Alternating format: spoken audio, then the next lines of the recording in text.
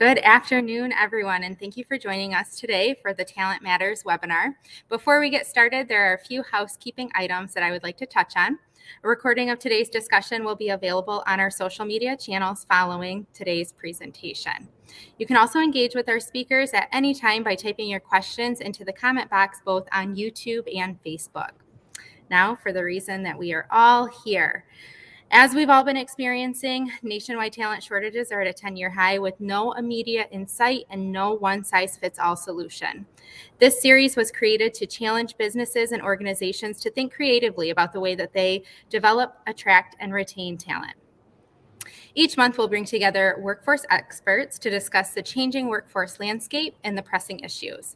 Today with us, we have Lindsay Nguyen, who is an account director at LinkedIn. LinkedIn is the world's largest professional network on the internet. It can be used to help find the right job or internship, connect and strengthen your professional relationships, and learn the skills you need to succeed in your career. Many employers have turned to LinkedIn to reach candidates, which is where you come into play, Lindsay. Tell us a little bit about what you do in your day-to-day. Thanks so much for the introduction. As Brianna mentioned, my name is Lindsay Nguyen. I work with companies of all sizes across industry to help them both strategize and implement on hiring as well as employee development and engagement, right? So how do we find the candidates? How do we hire those candidates that are best fits? And then once we have them, how do we keep them retained and on a path to promotion so that we can build a business for the future as well as for today? So in your role, you're talking to hiring managers, recruiters, HR professionals, basically all day, every day, it sounds like. What are some of the reoccurring trends or themes that you're hearing in these conversations? Yeah, that's a great question. So just like you said, I'm mainly dealing with CHROs, VPs of talent, right, that are kind of high level, looking to help their teams, hire the right people. And a lot of the conversations today are focused around finding talent, right? So I think we all have an idea, maybe pre-COVID, what a position should pay. And COVID has kind of redefined those expectations in this candidate-driven market. So it's really becoming, how do we reposition? How do we reskill candidates we have? Or how do we think outside the box to get candidates that maybe wouldn't traditionally fit into a certain role that we can help provide skills to be a great fit for a job? Yeah, so I want to touch a little bit on something you just said, because I feel like we hear that all the time with all of these open positions everywhere. Everyone is hiring, and it sounds like the simple solution is to pay more. Pay more and you'll fill the spots. Pay more and you'll keep people. But there are other creative ways that employers can help their employees feel fulfilled without automatically going to increasing pay. So maybe a certain position, the pay that's listed is within their budget. So what are some of the other things that you're hearing employers do outside of straight pay or salary that's helping to attract candidates? Yeah, so one of the big things right now is like reskilling or upskilling, as companies are calling it. So for example, maybe you have a finance manager position open, right? And you're not able to find said finance manager for, the salary or, any of the characteristics that you want. So what a lot of companies are doing are looking internally to see who they may have that fits, for example, 6 out of 10 of their bullet points, right? So maybe they have a data analyst or an accountant. And so it's been a great way for companies to do a couple things. One, promote from within, right? Give opportunity to people that they find to be great candidates or great employees. So they're promoting an internal candidate, which is great. They're giving them a pay raise. So then they're happy, right? They're bought in. And then they're able to go and fill the position, which they just took their internal employee out of, and fill that in the pay gap in which they were looking for.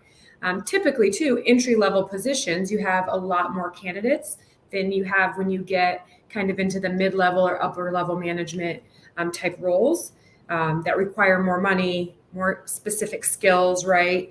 And so a lot of times you can be more lenient in those more entry levels and what you're looking for and really focus on training them versus kind of upskilling or reskilling someone you already have. Yeah, what a great approach, because while you still have to train them in their day-to-day duties, You skip that onboarding piece of getting them hired into the company, getting them acclimated with the inner workings of the company, and then they can just focus on what they would be doing in their new role. Yeah, I think another thing that companies that are kind of ahead of the curve are kind of looking for too on that same topic or looking at is really going beyond the degree, or you must have these specific qualities, or you must have these specific skill sets. So for example, if they're looking for an account manager, right? In the reskilling or upskilling, right? So let's talk about someone that works customer service at Target, right? They may not have a degree, right? They may not have like traditional, a learning path that you would look at in the past. But if you look at the day-to-day of what they do, right? Time management, dealing with tough customers, overcoming objections, completely satisfying customers, they probably have a lot of transferable skills. Oh, absolutely. So companies that are ahead of the curve right now are actually going out and seeking out those people on LinkedIn, other job boards that they think could transfer into some of those roles that may not have the traditional learning paths or degrees that we would have seen kind of pre-COVID. So that might require a company then to have a recruiter who's actively on LinkedIn, looking at people's experience, looking at their skills and what they have listed on their profile. But for example, in a digital recruitment world, when you click apply now and you upload your resume, how do we make sure that those resumes are getting through if the qualifications aren't matching what the job description has listed, for example? Yeah, that's a great question. So I think it really depends on what a company is using to recruit. So, for example, a lot of the companies I work with have an ATS system, right? So if the recruiting teams we're talking about here have ATS systems, you're going to want to make sure that you kind of loosen your parameters, right? Because that's what it's going to pull out as those keywords. If you're not using any ATS system and you're kind of working kind of on your own and just sifting through emails and resumes, I would probably put an identifier of like how people should apply, right? So a lot of times you can include a question that, 5 years experience, here's my current job, so that they can pull out keywords as they're sifting through resumes through one of the questions that they ask those candidates up front.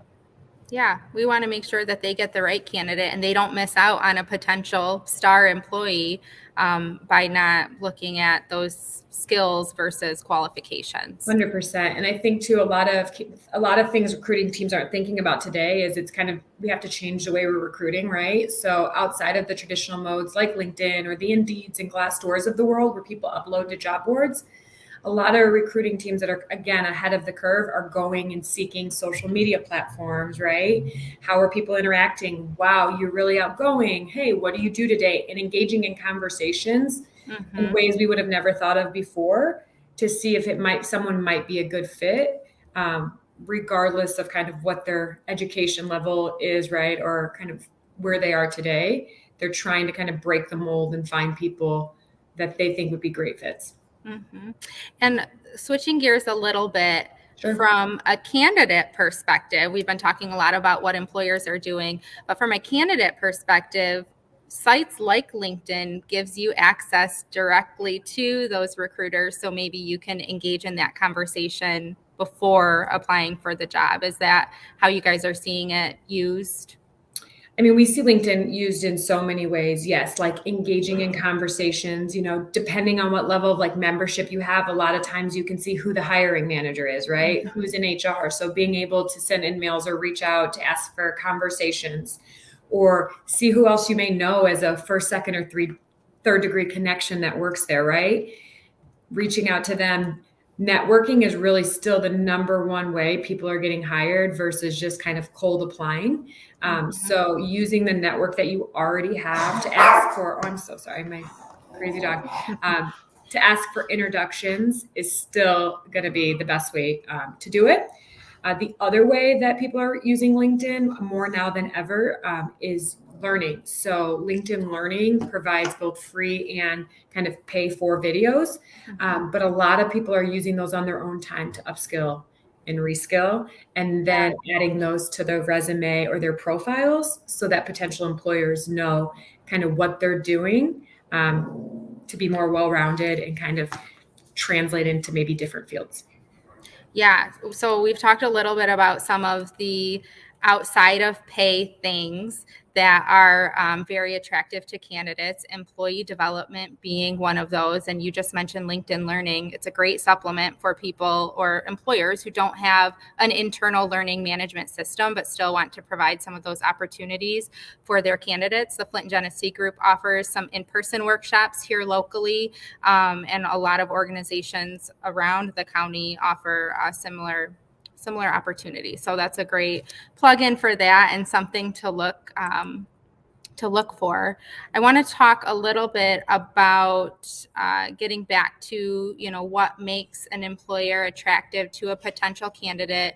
We've talked about some things already, but one of the things I wanted to touch on was workplace culture. So I feel like you have to have a balance when you're recruiting an employee between how much you're selling the job and what they'll be doing day to day versus how much you're selling the organization and the bigger picture of the team that they'll be involved in. So what are you seeing in talking to employers with, tiptoeing that balance of selling the job versus selling the organization? Yeah, I mean, more than ever, you hit it spot on. It's about culture, right? So employees care about the job, but they care more about who they work with, right? What is going to be going on around them, what they can expect. And then kind of path to promotion, where can I go from here? They want to know all that up front. They want to know how much they're going to, I'm sure we'll touch on it, but they want to know how much they're going to get paid, like what they can expect annually, all of those things. But culture is number one. And a great way that employers can do that, obviously, I work at LinkedIn, so we have a lot of options that you can pay for to increase that. But there's also things that you can do that don't cost any money, right? So like including videos or candid pictures on your company pages, right? Creating a hashtag that you include on every post and that you have your employees promote. All of that is going to drive not only traffic to create awareness of your company, it's going to show potential candidates that like you have the buy-in of your employees and everybody's on board. So culture is going to be number one. Development's right up there as well. And then kind of the work-life balance is another key, right? People don't want to work 60 hours a week anymore, right? They want the flexibility to know that their employer trusts them to get their job done, but not necessarily 8 to 5, right? Maybe they have kids that, are having school situations, or they're taking care of someone elderly in their household, and they want to know that they can maybe step away for a few hours and come back to it and still be just as successful and have the support, of their boss and of their employer.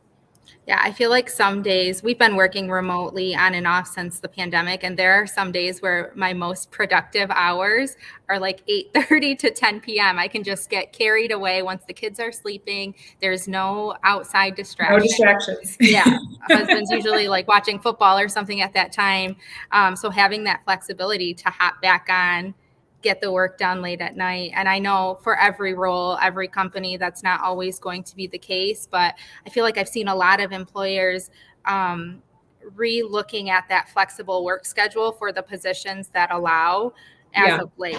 Definitely. Absolutely. And the candidates are really going that. I just think that that's something based on everything we're seeing in the data, it's not going to change. Mm-hmm. And so employers are really going to have to change the way that they kind of look at a successful day, a successful week, culture, balance, because the flexibility is really here to stay.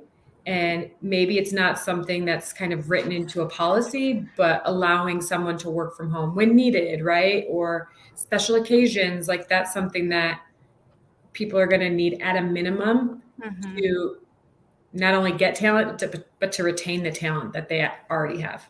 Absolutely. You touched on sort of like an organic way to recruit new employees through the employees that you currently have. And when we were discussing this webinar, you shared a statistic with me. I hope you'll remember it, about how much more applicants employers were seeing if they had like an active employee page. Do you remember what? Yeah. So on average, within LinkedIn specifically, it was like a LinkedIn stat. So within LinkedIn specifically, employers that have a life page, which is called a career page, get 4 times the applicants of those that don't.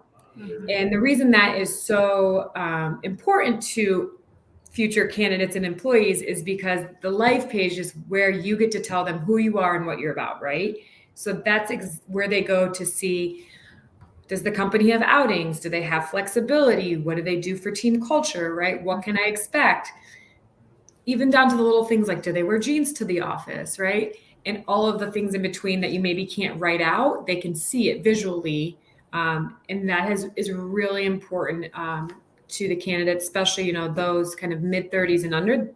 There's just kind of no negotiation for them on that piece when it comes to work. So they get 4 times the candidates.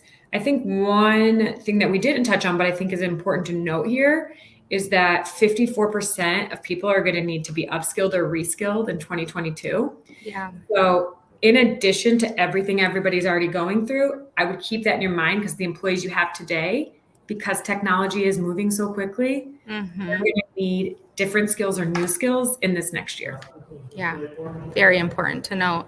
I so enjoy reading those stories on LinkedIn when companies do have a hashtag like working at XYZ, and they might post like a little blog about, this is who I am, this is what I do, this is what I did before I started. And since being at this company or with this employer, I've worked my way up, I've learned all these new skills, and now I get to live my passion by doing what I love, but still having that work-life balance. And I think bringing in that employee voice to your recruitment strategies is such an important and underestimated piece of the puzzle. Yeah, great point. Absolutely right. So we've talked a little bit about pay, and I want to touch on this because in speaking with employers and helping them recruit new talent and getting their job descriptions and things like that up, I feel like it's still taboo to post what someone's going to make in a job, even a range.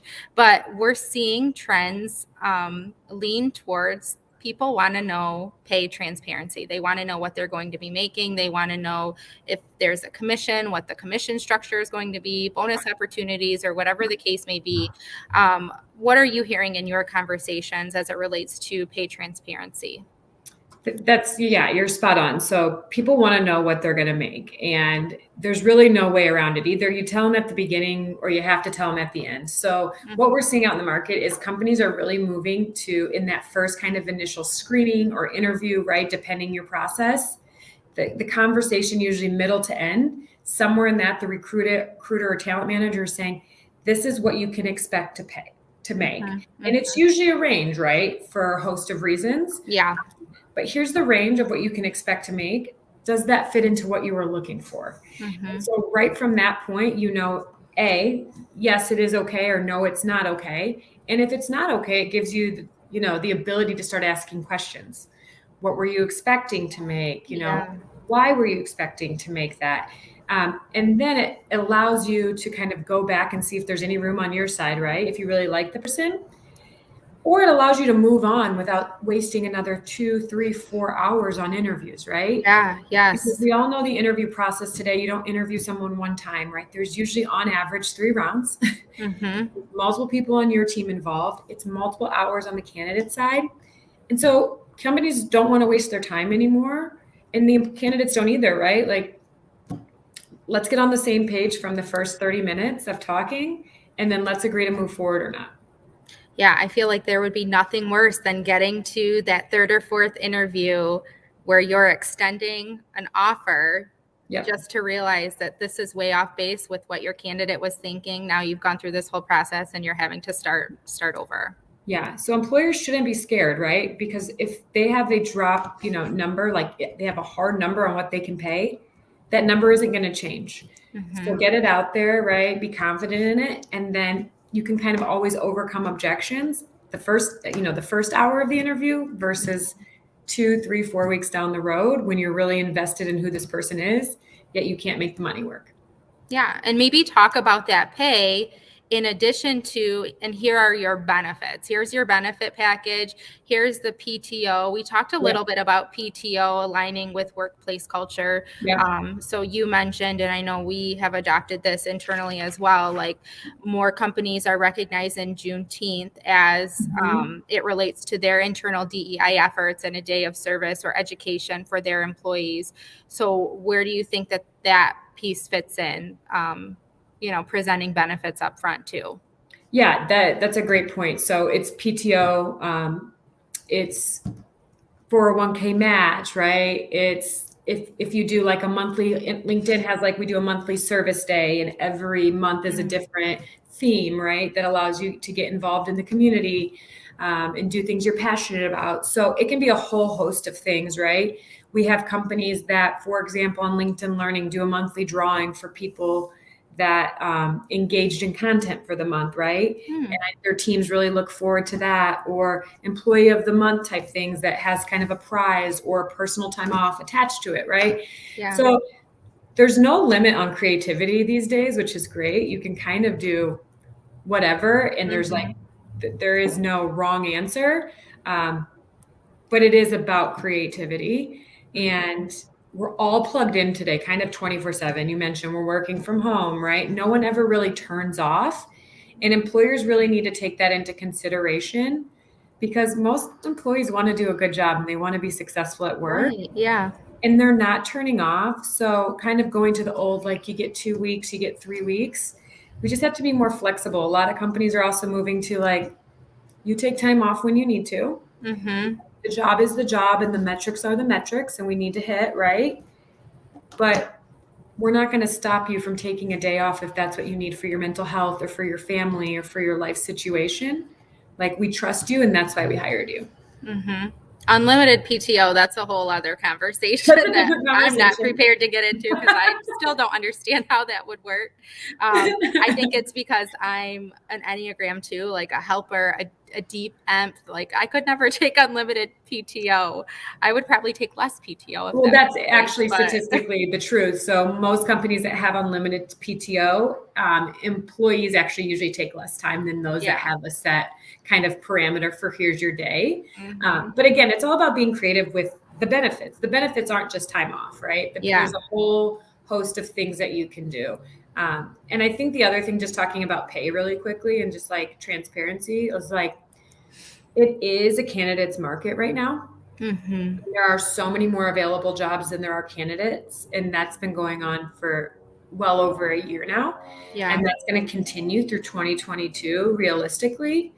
And so I guess I would just challenge employers out there, if you find a candidate that you love, that's going to be a great addition, and it's coming down, to a small amount of money, I would do whatever you could internally to try and find other ways to find that money.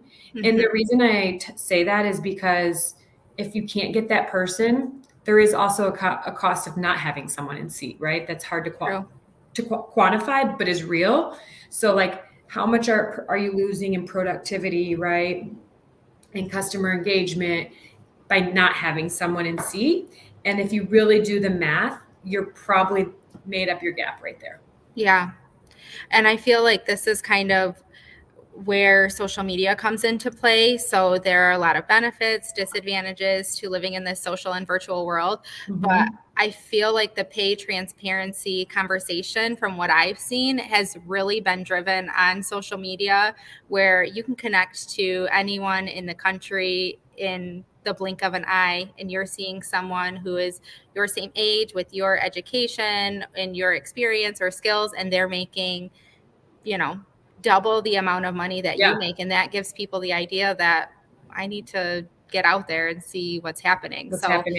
Yeah, especially now that a lot of roles are virtual, and like, it doesn't say like you have to live in New York or San Francisco, right? Or LA, in these major cities. You can do a lot of these jobs from a computer, in the woods. And so that's another big piece. Like, you can find top talent kind of anywhere from the computer these days. And you have to be willing to face that reality if you're going to continue to get the candidates you want and kind of grow your company. Yeah. We have one question that I'm going to pop up here on the screen for you. This comes from Rob. Thanks, Rob, for checking in. Are employers more open to negotiating compensation / flexibility, and when should a candidate bring it up? That's a great question. So from the experience that I have seen with companies, absolutely, right? It kind of goes to that conversation. If you find someone that you want, you've got to find the money somewhere else to move around to get that candidate. Because who knows how long in the market we're in today before you find another candidate that you're going to feel the same way about, if you find them at all. And again, I think it's about getting your recruiting team to ask the right question. Like, what's most important to you, right? So sometimes maybe you can't make up the salary in dollars, but you can make it up in PTO, right?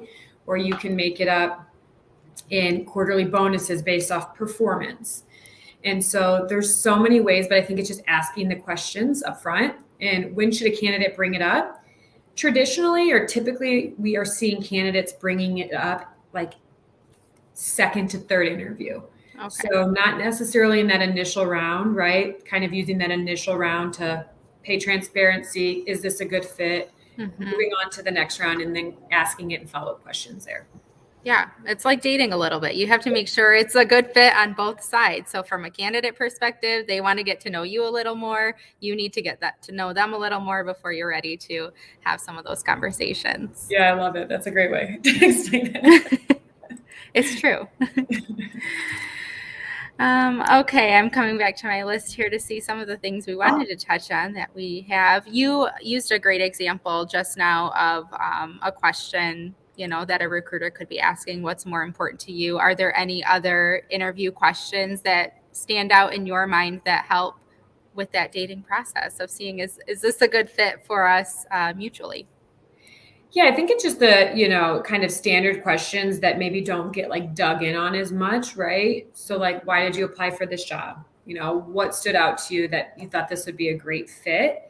And then really listening to those answers. A lot of times I feel like recruiting teams, because of just training and traditional kind of this is what we've always done, are so busy writing and like taking in the information, we forget to ask the follow-up questions, right? Mm-hmm. So you really so Lindsay, you just told me that, you really love that, you get to work with customers in this role.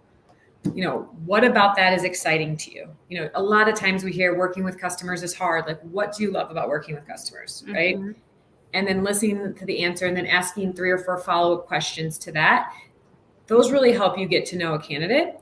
A lot of people are like asking a lot more kind of personal questions. Like, what do you like to do in your free time? Right. What motivates you outside of work? Like, what are you passionate about? One thing I personally have loved at my time in LinkedIn is like the whole motto here is family first, life second, work third. Mm-hmm. And it doesn't mean that our work isn't important.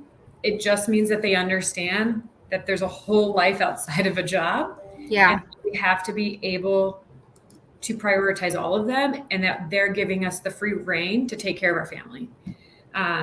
And we have, events where people, I'm not kidding you, you would think they were on American Idol, like passion is singing and or DJing, and you cannot believe that like they're in the desk next to you, 8 to 5, and then they're like dropping beats.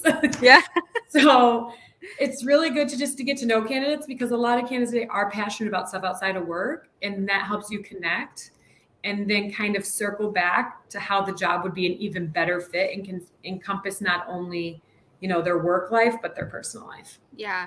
And I feel like it creates an environment where employees feel like they can show up as their true, authentic self. They're not having to leave it all at the door, right? Which is, what we were all told very early on, like we're people with emotions and families and feelings and, a lot going on, especially in the last year, 2 years. Yeah.